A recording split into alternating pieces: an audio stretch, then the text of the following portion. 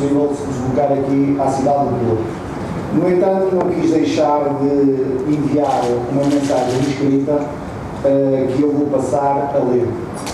Consolidação, crescimento, coesão e coerência.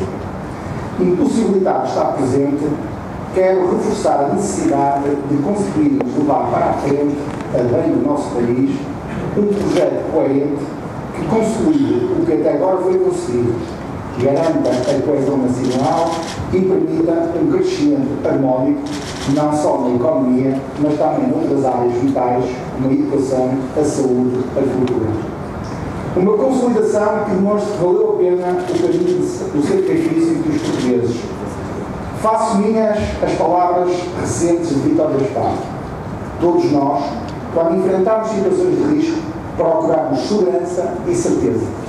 A única certeza que temos é do nosso trabalho, esforço, determinação e sacrifício. O cumprimento do programa é um meio para atingirmos e vivermos sem excessivos e desnecessários adiamentos. Objetivos mais substanciais e que fazem parte do nosso ADN. A eliminação da pobreza, a igualdade de oportunidades, a não condescendência com a miséria rural, que mina várias das nossas instituições, e a liberdade em todas as suas acessões e práticas, começando pela liberdade da expressão.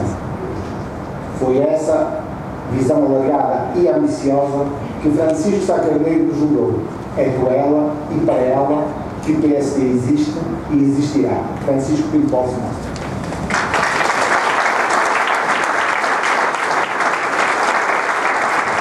Cabe-me a mim introduzir o tema desta nossa conferência sobre consolidar crescimento e coesão. Consolidar. Sabemos que, e isto é a título de introdução para depois os nossos dois palestrantes fazerem as intervenções de fundo. Consolidar. Sabemos que desde há um ano todos nós temos estado a fazer, ao nível do governo, um grande esforço a nível da consolidação das nossas finanças públicas. Mas temos que ter consciência a enorme tarefa que temos pela frente. Deixem-me só recordar dois ou três dados, dois ou três indicadores, para termos noção o qual a tamanha dimensão desse processo de consolidação. Portugal é o único país da União Europeia que desde 1974 registrou sempre saldos orçamentais e externos negativos. Desde 1996, Portugal tem recorrido de forma sistemática e crescente à poupança externa, o que motivou que o endividamento líquido externo da economia portuguesa passasse de 10% do PIB em 96 para mais de 100% em 2011, para falar de endividamento líquido externo. Frequentemente fala-se em crescimento e hoje em dia todos nós confundimos crescimento com desenvolvimento. Muitas vezes concentramos a nossa atenção no crescimento económico, no crescimento quantitativo. Mas temos que ter noção que quando falamos de crescimento e não falamos em desenvolvimento, podemos estar a falar na negação do próprio crescimento.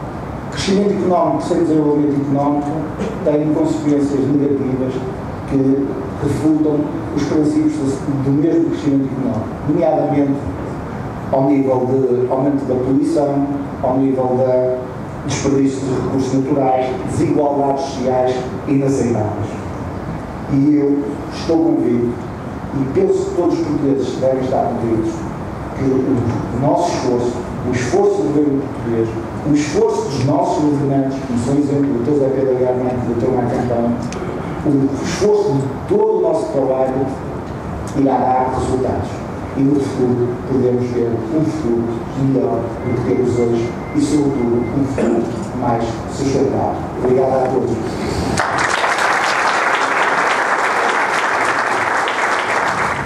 Paulo é tanto no nome do partido, é uma referência do PSD, é uma referência da liberdade de expressão, da isenção na imprensa, que vem de antes do 25 de Abril, e por isso eu acho que o partido que já testemunhou publicamente o seu respeito e o seu repúdio pelo que tem vindo a público no que diz respeito à eventual invasão da esfera privada do Dr. Balsemão, deve conhecer também de nós aqui no Porto, até que ele foi muitas vezes o cabeça de lista do PSD do Porto à Assembleia da República, deve também conhecer de nós a solidariedade total numa situação que é inadmissível do ponto de vista da liberdade de expressão, da liberdade de imprensa, num país democrático e numa democracia como nós, PSD, desde sempre quisemos instaurar em Portugal desde 1974. E, portanto, a minha palavra, quando hoje fazemos as perguntas, na manhã, mas é como é que eu comentava as sondagens, estão há um paradoxo, quer que nós governemos para o país sem ter atenção às sondagens, quer que nós governemos para fazer reformas estruturantes sem estar na preocupação da popularidade e depois confrontam-nos com essa realidade aparentemente ser a realidade mais importante. Não é. O passado mostrou-nos que a popularidade fácil conduz à bancarrota e nós não desejamos que no final do nosso mandato o país se encontre na situação dramática em que estava há um ano. E isso é o desígnio deste momento.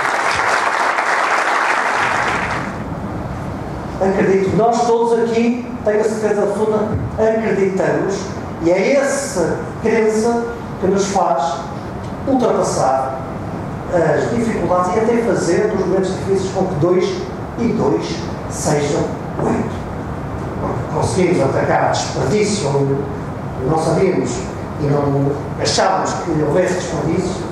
Somos capazes de fazer sacrifício com o sentido de responsabilidade, como este está a ser exigido a todos nós, porque lá no fundo, em vez de nos darmos à depressão, acreditamos que o Primeiro-Ministro tem feito desde o primeiro dia da nossa tomada de posse, de que, contra tudo e contra todos, tal como o meu agora estava da Administração Militar, perdoem-me os exemplos, em 1385 conseguimos ganhar contra todas as expectativas, contra toda a realidade, contra um adversário que parecia muito indisponível, era a nossa dívida na época.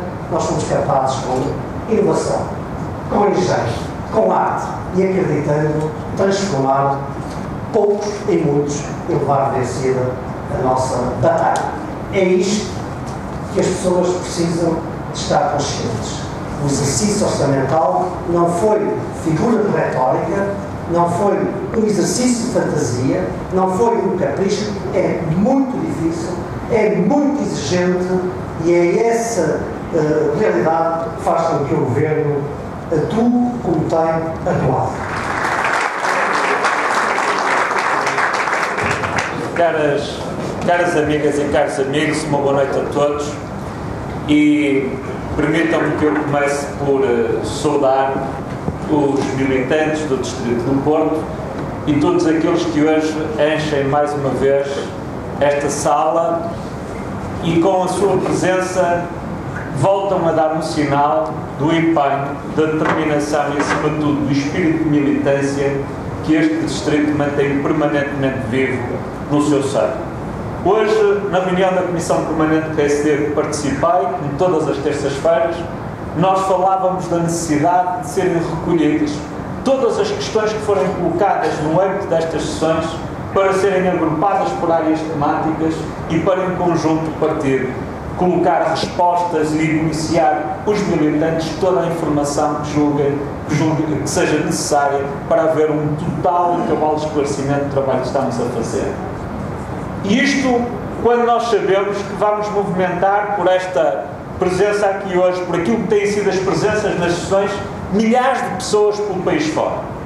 E este também é o símbolo de um partido que, depois de um ano de governação histórico, está a fazer um trabalho de prestar contas, chamando para esse debate os seus ex-líderes, aqueles que, de uma forma também extraordinária, com mais sucesso ou com menos sucesso, fazem parte da nossa história coletiva e nós orgulhamos de todos, sem exceção, porque fazem todos parte do nosso património comum. Eu julgo que hoje estamos a honrar Francisco Sá Carneiro, porque estamos a criar no PSD uma casa comum de todos os militantes sem exceção, onde todos têm direito a usar da sua voz e darem a sua opinião sem restrições à liberdade de expressão.